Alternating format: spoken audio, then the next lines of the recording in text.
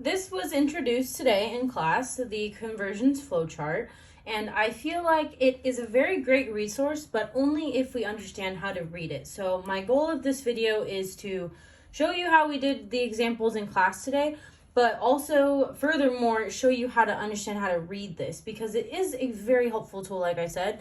It's just that we have to feel confident in actually reading it. So I am going to just do a problem with you, but I want to really emphasize how to read along with this flowchart. So first things first, I want to write down the equation that we are using. So we are going to use the decomposition of hydrogen peroxide into oxygen gas and water. And there is a tutorial on balancing, so I'm just going to put the correct balance equation coefficients because these are going to pop up. So we got to make sure that we know what they mean, and you always want to make sure that your equation is balanced from the get-go. So what we were talking about today is really only these two boxes. So we were talking about pretty much if you start with a known value of moles and you want to convert it to another part of the equation and its molar quantity, how you can do that. So essentially, you're going to always know one piece of information. You're always going to know one piece about A. So A is going to be your known. So in this particular problem, let's say that I have 4 moles of hydrogen peroxide. That means that because I know it, hydrogen peroxide is my A. We know that we're also trying to find moles, but we're not trying to find moles of A because we know A, but we do want to find B. So I would suggest always starting by labeling A and B. A is what you already know, B is what you're trying to find. And there's always going to be some sort of question. And for this problem, for instance, for this problem, you know for sure that you need to find moles. So we can see that we're only going from moles of one thing to moles of another.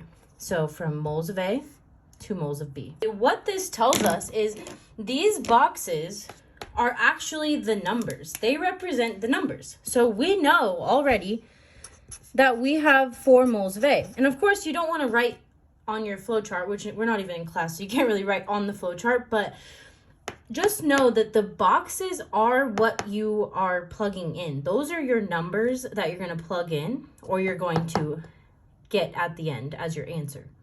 So we know that we have 4 moles of hydrogen peroxide, which is A. And this arrow tells us if we want to get to B, which in this case we determined is oxygen, we have to multiply by B over A. So that's where the concept of a mole ratio comes into play. B over A is actually the coefficients from the balanced equation that you guys did when you first balanced the equation. You're always going to have a balanced equation, like I said, in order to do these. And so B over A is going to be the number that's in front of B over the number that's in front of A, which in this case, there's no number here. So remember, that's when we want to assume that it's 1. And then A is 2. So technically, for this particular problem, B over A equals 1 over 2. So pretty much what this is saying is you're going to have to take your 4 moles of A, multiply it by 1 over 2, and that will get you moles of B. And we say A and B, but remember, we labeled A and B down here. They are hydrogen peroxide and oxygen. Setting it up mathematically, you've got this 4 moles right here times your mole ratio of 1 over 2. And that's going to be, you multiply the 4 times 1 and you get 4 over 2.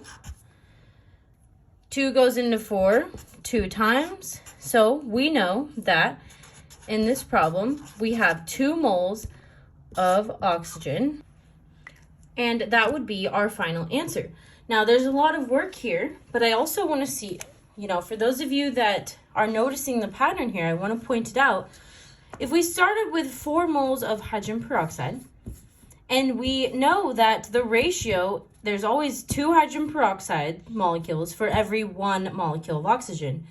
technically, if you can see the proportions here, if you've got a 2 to 4 here, it's going to be a 1 to 2 here, giving us our answer of 2. Now, if that doesn't make any sense to you, that's okay. I just wanted to point that out for those of you that like to think more in proportions and math and ratios and that type of thing.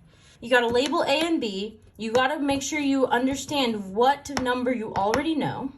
And then you're just going to be multiplying whatever number you know by the ratio of B over A. And when I keep saying the ratio, I'm talking about the coefficients.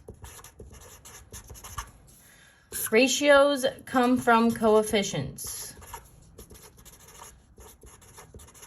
And your coefficients come from a balanced equation. So I hope that helped you guys a little bit. Remember, you can go through, watch this as many times as you need, pause it, all that good stuff. But that's just this one step right here. So you can imagine as we start adding more boxes, there's going to be more work. So I really wanted to make this video while it's fresh in your mind. So hopefully you find that helpful.